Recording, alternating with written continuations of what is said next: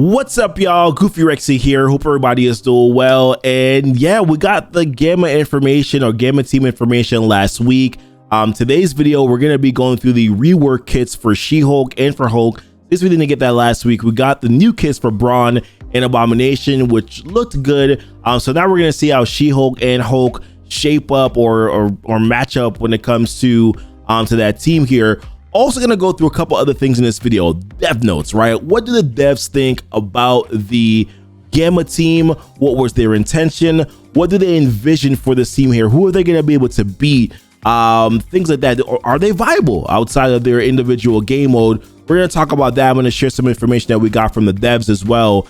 I'm also going to share hero uniques, like what are the hero uniques for Brawn and Abomination. We're going to talk about that here in this video as well, and I'll show you some quick stats where there are in terms of level 85, gear tier 16. I'll show you what that looks like here in game as well. But so let's actually dive into it here. I'm going to pull up She-Hulk's kit, and we're going to go through that in a minute here. But I actually wanted to talk about the dev notes first, right? So first and foremost, what do the devs say about this Gamma team? So first thing they said was that this Gamma team is going to be the next Apex war team, right? So they're going to be a team that's going to be good, both versatile, very versatile team. That's going to be good on both offense and also good on defense. They're going to be your top tier option, even without Red Hulk. Because Red Hulk is going to be the legendary horseman character for this team.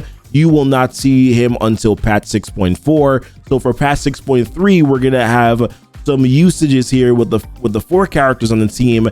And even with those 4 characters, there's still going to be a strong team as well. They're going to be able to beat, this is what was mentioned here, teams like Weapon X, Hero Asgardians, without Red Hulk. And then with Red Hulk, they should be able to beat the Dormhole team, which I know a lot of players are happy about, myself included, man. Dormhole sucks.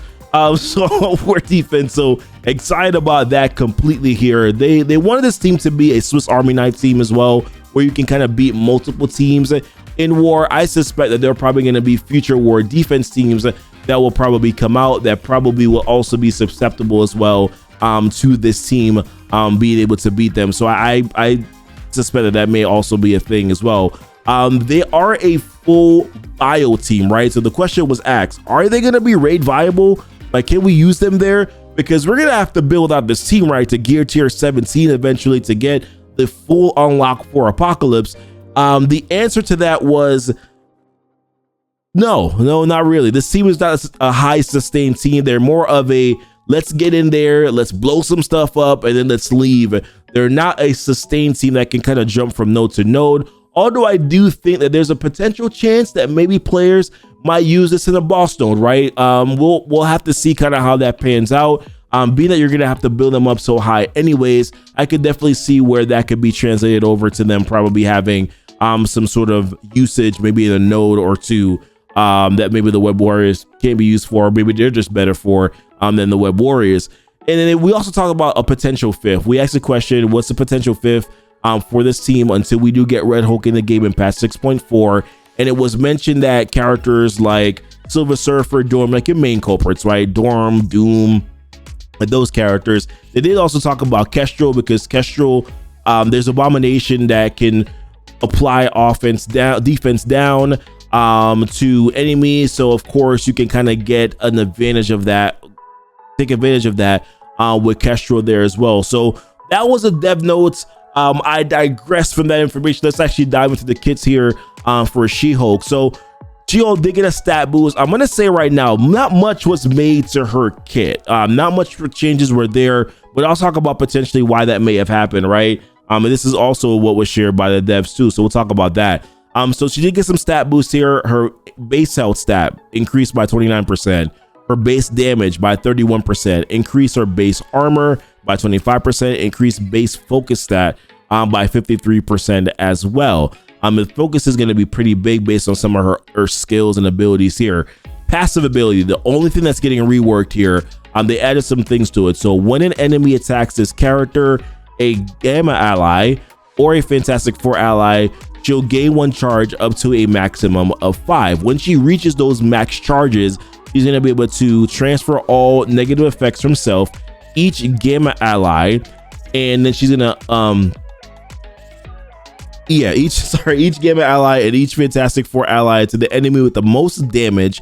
And then in war, she's going to gain 500% focus for this action. So the additive of her base focus stat getting increased, and of course this ability getting an increased focus is supposed to probably make sure that she give her make it more viable to actually land those negative effects on that primary target, which is the target with the most damage.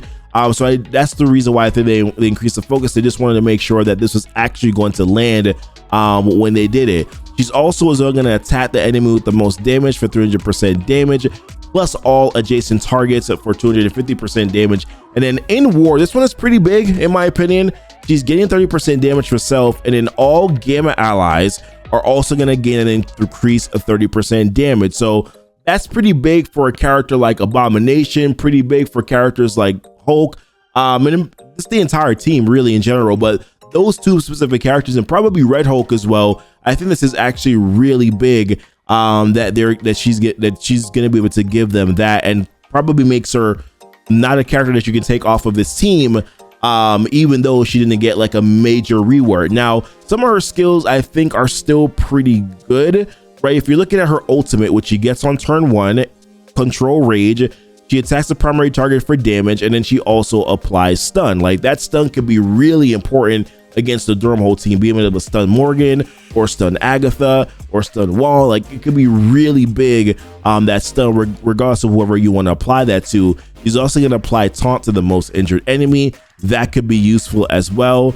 Her special ability, which she also gets on turn 1, she'll attack for damage, but then she'll reduce the speed bar by 40% for the primary target, and then she can reduce the speed bar for adjacents as well by 30%. So once again, although she's not getting a rework, some of her kit is still viable and still good in my opinion, and she's getting that increased focus, so definitely will help out with the stun ability, right? And then basic, she can also apply defense down. So if you're going the route of like Kestrel, although I still think you want to keep Kestrel on Secret Avengers, you can definitely get some viability there, or you can get some usage from that as well. So although I'm not like a huge fan of her not getting any other boost to her kit, I still do think that she's going to be viable in that team, and definitely a needed character because of that 30% damage boost that she does get as well. But let's talk about Hulk here. Hulk also got some stat boost, got more of a kit rework as well. Some things to highlight with Hulk. Number 1 is that he spawns on taunt, he taunts on spawn, which you'll see. He also has this charge mechanic as well, which is going to enable him to do more damage. He also has some higher armor whenever he does have that charge mechanic. He's a slow character, but through his kit and through also some additional help from, I think, Braun, he'll be able to speed up as well, which will make him a little bit more viable there. So we'll talk about that here as we kind of go through this. But Hulk, stat boost, increases health by 18%, not a lot, but I mean it's a boost. Increases his base damage stat by 33%. That's pretty big, right? Increases armor by 33%. That's also pretty big as well. Increased base focus by 72% and resistance by 61%. These are the biggest numbers that we're taking a look at here. But let's jump over to his passive ability. In war, on spawn, if this character has 3 or more Gamma allies, he's going to gain taunt. I like that they actually made it 3 or more, because obviously we're not going to have Red Hulk this patch. So being able to have this available outside of that, I think is actually really cool. Makes the team usable, right? Outside of Red Hulk for the interim, for the time being, until we do get Red Hulk. But right here, you're going to see the charge mechanic mentioned. When he gets below 50%, he'll fill his speed bar by 100%. He'll clear stun. He'll gain that offense up, and then he's going to gain 1 charge up to a maximum of 5. He can also gain it here as well. If he gets below 25%, he'll gain death proof. He'll clear all negative effects. He'll gain charge up to a maximum of 5 there also. When an enemy attacks a Gamma ally, he'll fill his speed bar by 15%. So he's a pretty slow character. Speed is 87%. So being that he's going to have taunt, when he gets attacked, he's going to be able to fill his speed bar by 15%. Means that he's going to be able to go faster, right? And I think he's going to have taunt quite a bit here. So I think that's going to be pretty helpful. He's also going to gain 30% armor. Gamma allies, he gives them 30% armor also. If he has charge, he's also going to gain an increased 33% armor. And then while he has taunt, he gains an extra 1000% resistance. So kind of reminds me of Thanos a little bit there with that ability. So Braun, I did make a quick call out here. I realized that this may not be as impactful as I thought it was, but with Braun, whenever a Gamma ally drops below 50% health, he'll fill that character's speed bar by 15%. Hulk is already going to fill his speed bar by 100%, so that probably will be negated there.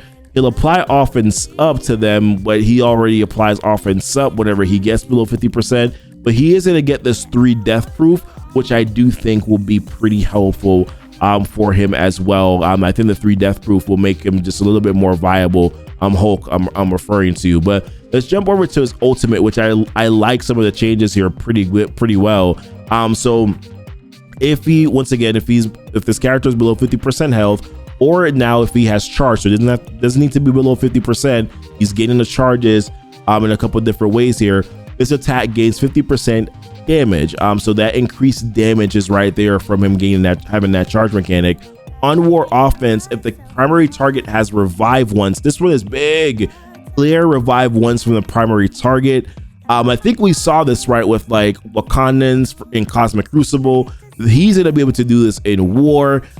This character and he also gonna be able to steal. He's basically stealing the revive once, clearing it, and then stealing the revive once, so that he can revive. And he can only do this once per match. So this is going to be incredibly useful against Stormhold.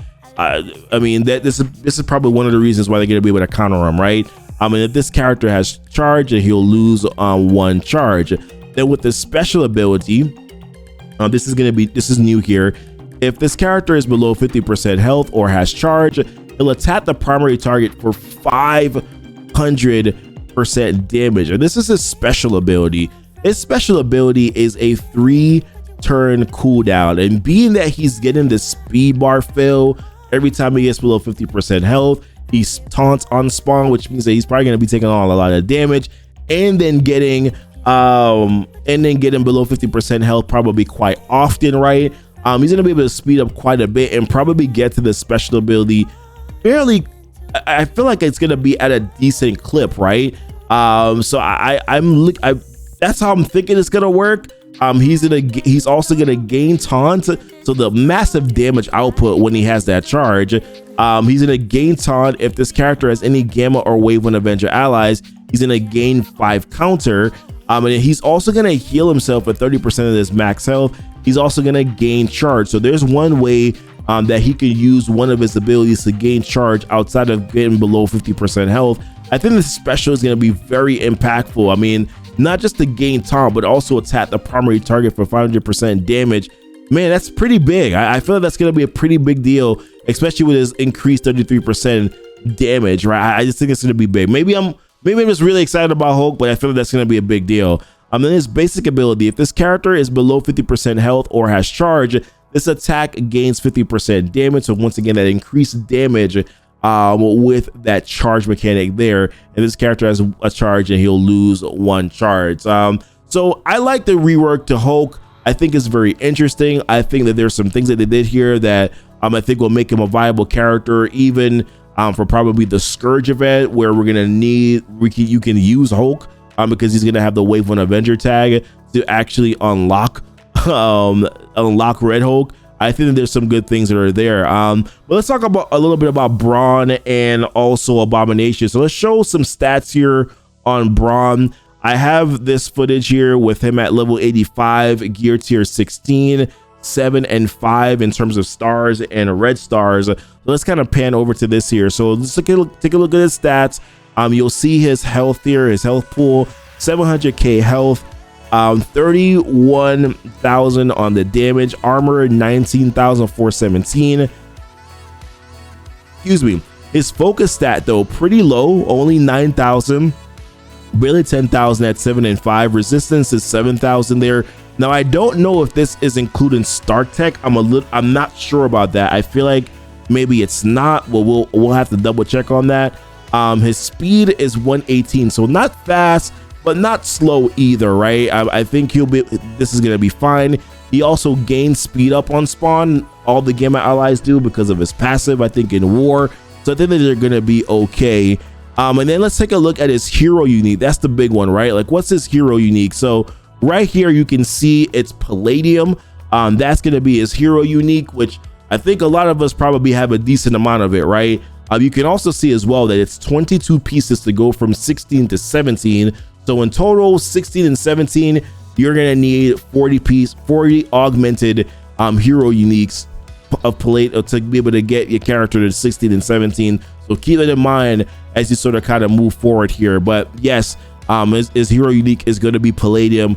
And like I said, I'm a little disappointed with his focus stat. Let's take a look at Abomination here. So Abomination, same, parameters, 85, 75, 7 and 5, 85 and 16. Let's take a look at his stats. So stats here, health about the same, a little bit more damage, 33,901, 19,000 for armor. His focus is a little bit higher, so 12,000 on the focus. Resistance is 7,000, so about the same. He's 121 speed, so I think as of right now, he's the fastest character on the team. So he is going to be going first. So that should be pretty good, I think, for the team.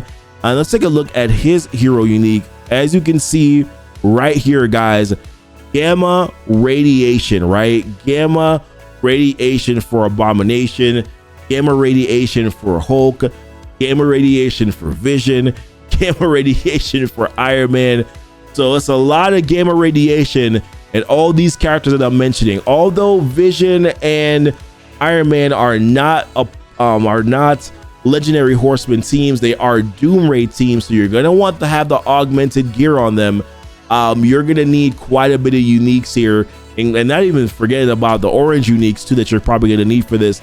This is definitely quite a bit, right? 4 times 61. What's the math on that? 4 times 61 just to get them the G15 is the number here. That's wrong math. So you're gonna need 244 pieces just to get all these 4 characters to G16. And we don't know if Red Hulk is also gamma radiation. We don't know if Deathlock or Vision are gamma radiation as well. So looks like we definitely are gonna be in a bottleneck grind here when it comes to gamma radiation moving forward, and especially with that teal gear coming too. So listen, guys, hopefully you found this video to be helpful or at least entertaining, whatever. It's interesting to see what they're kind of doing with this team here. It's going to be a 4-person team. I am probably not going to go out of my way to build this team initially. I think I'm kind of going to wait. I'm going to try to build up my War Scourge team to be able to get Red Hulk and then circle back over to probably this team here. Definitely going to try to unlock and get as many stars as possible on them though. But very interesting team. What are your thoughts so far, guys, on the reworks to She-Hulk and also Hulk? How do you feel about it? How do you feel about this team coming to MSF? I think a lot of us are still kind of just waiting on Red Hulk, right? What does that look like? I think we would have been a little bit more excited if we probably had that information. But listen, appreciate you guys watching the video. Don't forget to like and subscribe to the channel if you haven't done so already. Hit the links that are down below in the description as well. Links to my Discord, links to Facebook, link to Amazon coins. That's another way for you to save on your Marvel Strike Force in-game purchases. Until next time, guys, y'all be blessed. Y'all be safe.